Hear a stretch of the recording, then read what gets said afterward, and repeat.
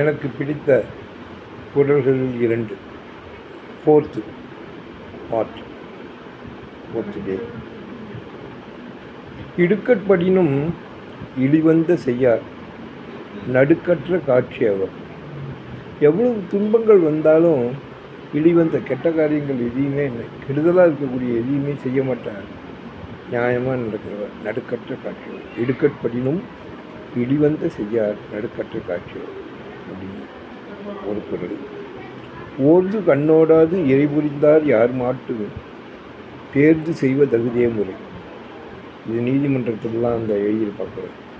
இவன் வேண்டியப்பட்டவன் வேண்டப்படாதவன் பார்த்து நீதி தீர்ப்பு சொல்லாமல், ஓர்ந்து கண்ணோட காசு கொடுத்து வாங்கி தீர்ப்பு சொல்லாமல், ஓர்ந்து கண்ணோடாது இறை புரிந்தார் யார் மாட்டு தேர்ந்து செய்வ தகுதியே முறை. அதுதான் ஒரு நீதிமானுக்கு அழகுன்னு ரொம்ப அற்புதமாக அவர் திருவள்ளுவர் சொல்லியிருக்கார். எனக்கு பிடித்த குறளில் 2 இன்று நான் 4th day. Thank you.